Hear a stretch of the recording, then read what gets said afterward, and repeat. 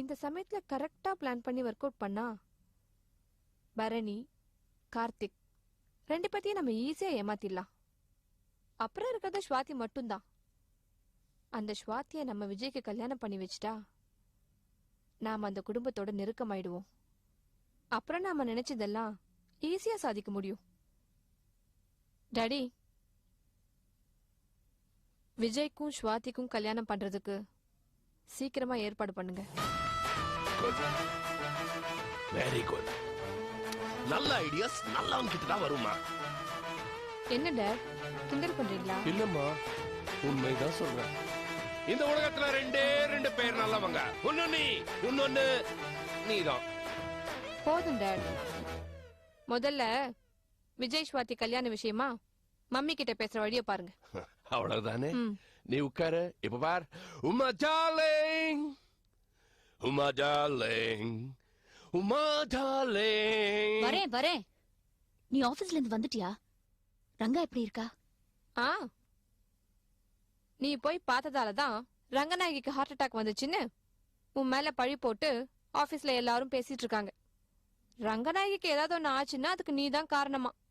பாத்து mummy, office பக்கம் வந்துடாத, உன்னை அடிச்சே கொன்னுடுவாங்க. ஏய், என்ன நீ ரீல் விட்டுட்டு இருக்கியா? இது ரீல் இல்ல உமா, ரியல், உண்மை, ட்ரூத். அம்மா பத்தி ஆபீஸ்ல எல்லாரும் இப்படி பேசிட்டு இருக்காங்கன்னு என் பொண்ணு அடுத்தே வந்து சொல்றா. உமா,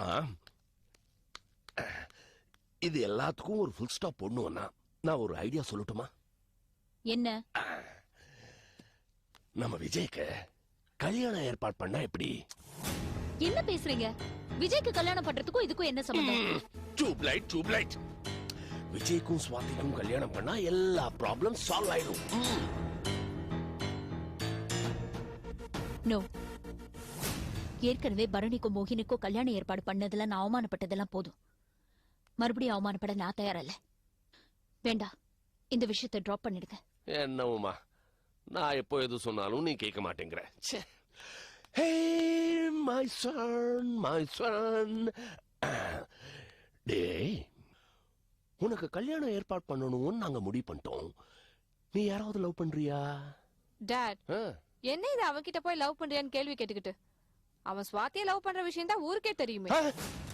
அப்படியா? கேட்டியா? ஸ்வாதியும் விஜய் லவ் பண்ணிட்டு இருக்காங்க. என்னடா, உனக்கு உடனே கல்யாணம் ஏற்பாடு பண்ணலாமா? என்னடா அப்படி பாக்குற?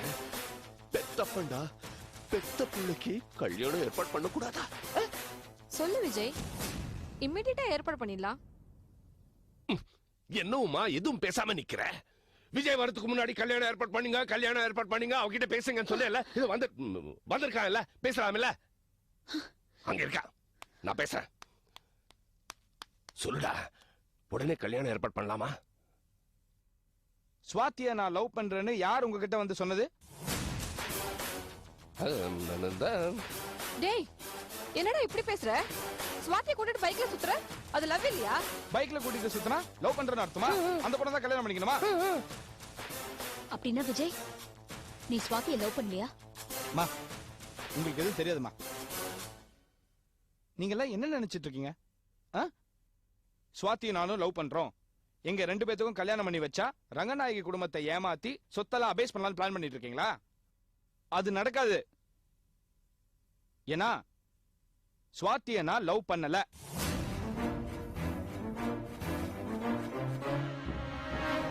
எப்படி இருக்கு இந்த ரிவர்ஸ் ஸ்விங்? ரங்கநாயகி குடும்பத்தை ஏமாத்தி சொத்தெல்லாம் அபேஸ் பண்ண நீங்க நினைச்சா இதுதான் என் பதில். ஸ்வாதியை நான் லவ் பண்ணல. ஆனா நான் இப்ப சொல்றேன், கேட்டுக்கங்க. நான் ஸ்வாதியை லவ் பண்றேன், அவளதான் கல்யாணம் பண்ணிப்பேன். அவங்க கிட்ட இருந்து ஒத்த பைசா இந்த வீட்டுக்கு வராது. டேய், உனக்கு என்ன பைத்தியமா பிடிச்சிருக்கு? ஏன் இப்படி எல்லாம் பேசுற? ஏய், முதல்ல நீ உன் புருஷனோட சேர்ந்து வாழற வழியை பாரு. அதுக்கப்புறம் இந்த தம்பியோட கல்யாணத்தை பத்தி நீ பேசலாம். மிஸ்டர் 420. எஸ். உங்களுக்குலாம் வெக்கமே இல்லையா? இந்த அட்வைஸ் பண்ற வேலை எல்லாம் உங்க பொண்ணோட நிறுத்திக்கங்க. அனாவசியமா என் லைன்ல கிராஸ் பண்ணாதீங்க.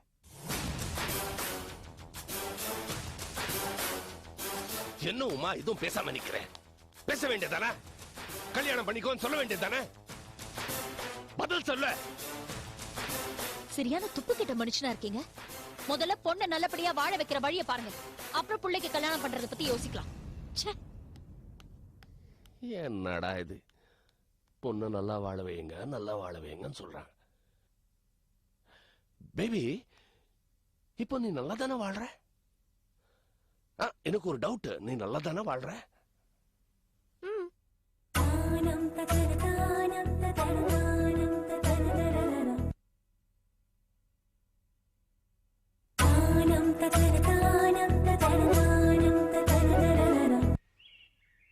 டேய், என்னடா வேலை பாக்குறா? அது கொஞ்சம் தள்ளி வைடா. தள்ளி வைடா. டாட், நான் ஷாப்பிங் போறேன். பணம் இருக்கா? ம். கிரெடிட் கார்ட்ஸ் எல்லாம் இருக்கு டாட். பார்த்துக்க ஒரு வாட்டி.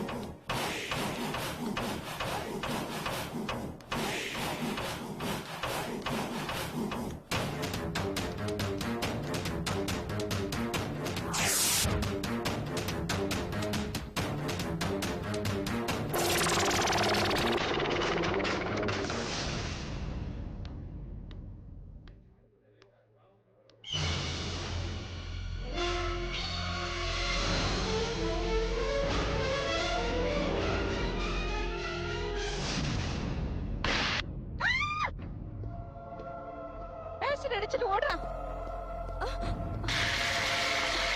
யாரு அத ஓடுறானே? அவன்தான்.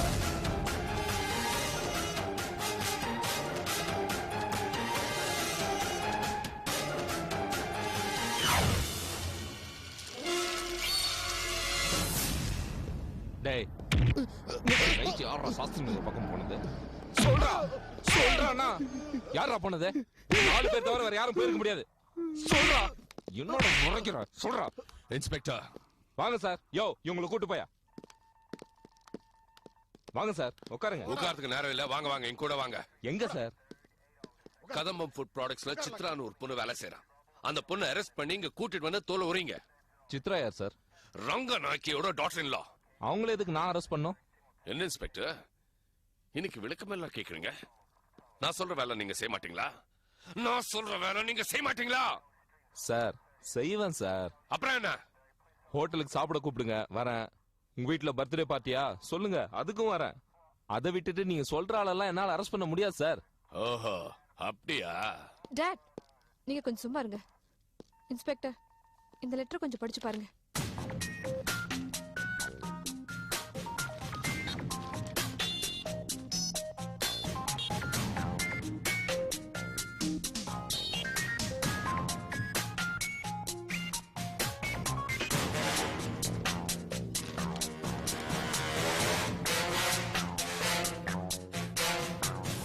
என்ன சார் இதுல ஃப்ரம் அட்ரஸ் முத்துக்குமார்னு இருக்கு? எந்த மடியனாவது தான் பொண்ணுக்கு அப்படி ஒரு லெட்டர் எழுதுவானா? எழுதுவானா? அதுல என்ன எழுதிருக்கேன்னு படிச்சீங்களா இன்ஸ்பெக்டர்? ஓ அழகு என் கையால அழிச்சிடுவேன் அப்படின்னு யார் எழுதுவா? ஒரு பொண்ணு தான் இன்னொரு பொண்ணோட அழகு பார்த்து பொறாமப்படுவா. சித்ரா என் பொண்ணு மேல பொறாமப்பட்டு இப்படி பண்ணிருக்கா. உங்களுக்கும் சித்ராவுக்கும் ஏதாவது முன்விரோதம் இருக்கா? சொல்லுங்க. இருக்கு இன்ஸ்பெக்டர், இருக்கு. என்ன? சித்ராவோட புருஷன் பரணிக்கும் என் பொண்ணுக்கு தொடர்பு இருக்குன்னு சித்ராவோட சந்தேகம். அதான் சித்ரா என் பொண்ணு மேல ஆசிட் அடிச்சிருக்கா. ஆசிடா? என்ன சார் சொல்றீங்க? ஆசிட் அடிச்சிருக்கா சார் அது முதல்ல சொல்லுங்க சார். அதை விட்டு வளவலன்னு பேசுறீங்க. எப்போ அடிச்சா சார்? எங்க அடிச்சா? சொல்லுமா. இன்ஸ்பெக்டர், நான் ஷாப்பிங்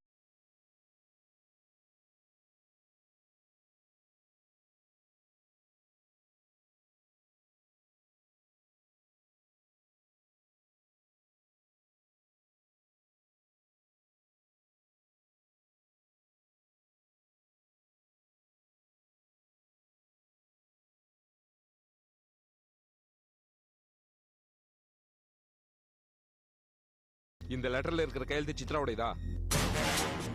இல்ல. ஏன் சார் இப்படி எந்த ஒரு எவிடன்ஸ் இல்லாம சித்ராவை அரெஸ்ட் பண்ண சொன்னா எப்படி சார் அரெஸ்ட் பண்ண முடியும்? சித்ரா என்ன சாதாரண ஆளா? ரங்கநாயகி அம்மாவோட மருமக சார். அவ்வளவு ஈஸியா அரெஸ்ட் பண்ண முடியாது. நீங்க கம்ப்ளைண்ட் எழுதி கொடுங்க, நான் பாத்துக்கிறேன். ஓஹோ, கம்ப்ளைண்ட் எழுதி கொடுத்தாதான் நீங்க ஆக்ஷன் எடுப்பீங்களா? ஓகே ஓகே, நான் இப்படியே விட மாட்டேன். நான் பிரஸ்க்கு போவேன். I'll make this a very big issue. Sir நான் இதை விசாரிச்சுக்கிறேன். தேவையில்லாம இந்த விஷயத்தை பெருசுபடுத்தி பிரஸ்க்கு போனீங்கன்னு வைங்க. என்ன உங்க பொண்ணு மேல அவங்க ஆசிட் அடிக்கிற அளவுக்கு உங்க பொண்ணு அவங்களுக்கு என்ன பண்ணாங்கன்னு கேள்வி வரும். என்ன சொல்லுவீங்க? சொல்லுங்க சார். இன்ஸ்பெக்டர், நான் டாடியை கூட்டிட்டு போறேன். நீங்க கொஞ்சம் தீவிரமா விசாரணை பண்ணுங்க ப்ளீஸ். இங்க பாருங்க, நான் பாத்துக்கிறேன். நீங்க நம்பிக்கையோட போங்க சார். நான் விசாரிச்சுக்கிறேன் சார். போங்க சார். விட மாட்டேன். இந்த இஷ்யூ இப்படி விட மாட்டேன். ஐயோ டாட், உங்களையும் நான் சும்மா விட மாட்டேன். வாங்க. பீ கேர்ஃபுல். விட மாட்டேன் நானு. வாங்க டாட். தானம் தகர தானம் தகர தானம் தகர தானம் தகர தானம் தகர தானம் தகர. என்னாச்சு மோகினி? நானும் ரொம்ப நேரமா பார்த்துட்டு இருக்கேன், எதுவுமே பேசாம இருக்கேன். ஏதாவது பிரச்சனையா? மோகினி, உன்னதான் கேட்டுட்டு இருக்கேன், பதில் சொல்லு மோகினி.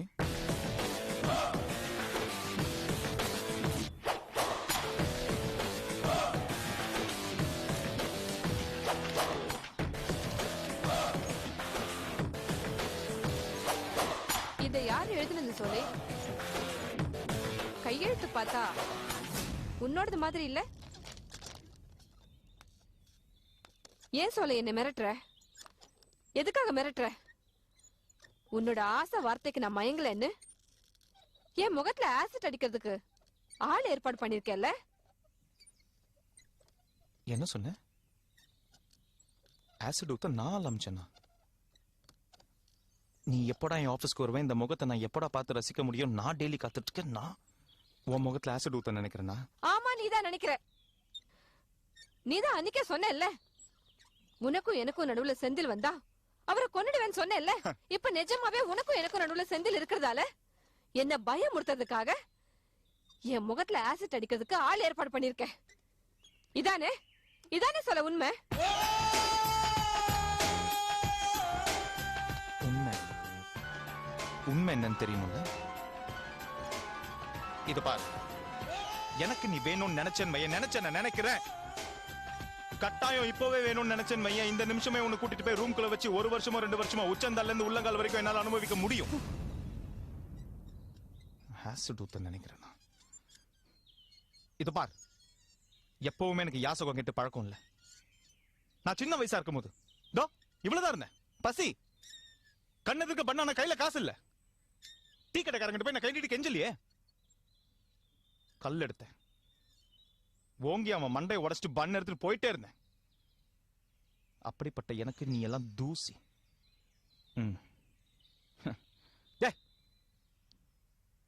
இன்னைக்கு நினைச்சா, இந்த நிமிஷம் நினைச்சா, இந்த முகத்தை நான் தினந்தோறும் ரசிக்கணும்னு நினைச்சேன்னு வெச்சுக்கோ, ஒண்ணும் பண்ண மாட்டேன்.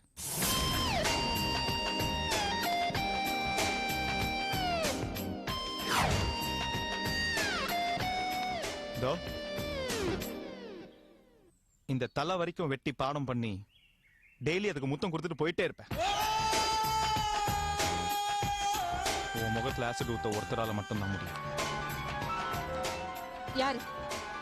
சித்ராவா? பரணியா? ரங்கநாயகியா? இல்ல அந்த பத்ரியா? செந்தில். செந்திலா? இருக்காது. இப்படி ஒரு காரியத்தை செந்தில் பண்ணிருக்க மாட்டாரு. செந்தில் ஒரு புள்ள பூச்சி. என் மேல கோவம் வந்தா கூட ஒரு கவிதை எழுதி அத தலைவாணி கடையில வச்சு தூங்கிடுவாரு. என் செந்தில பத்தி எனக்கு நல்லா தெரியும். நிச்சயமா இப்படி ஒரு காரியத்தை அவர் பண்ணிருக்க மாட்டாரு. இல்ல, செந்தில் தான் செஞ்சிருக்கான். எனக்கு அப்புறம் உன் அழக ரசிச்சது செந்தில் மட்டும் தானே. அதான் அணு அணுவா உன் அழக ரசிச்சு கவிதையா எழுதி போட்டான்ல. எந்த அழகுக்கு அவன் அடிமையாயி அவன் வாழ்க்கை நாசமாச்சோ அதே அழக அவன் அசிங்கப்படுத்தணும்னு முடிவு பண்ணிட்டான். அதுக்காக தான் உன் முகத்துல ஆசிட் ஊத்த ஆரம்பிச்சிருக்கான். இல்ல சோலை, நீ போய் சொல்ற. என்னையும் செந்திலையும் பிரிக்கிறதுக்காக டிராமா போடுற. என்ன அடையணும்னு திட்டம் போட்டு இப்படி எல்லாம் செய்யற. ஆனா நீ நினைக்கிறது நடக்காது. இந்த மோகினி ஒன்னும் அவளை ஈஸியானவ இல்ல.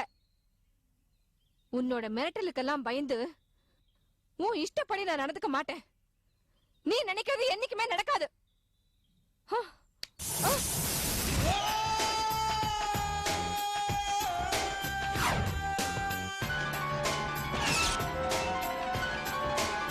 வருவேன், என்கிட்ட வந்து சேருவேன்,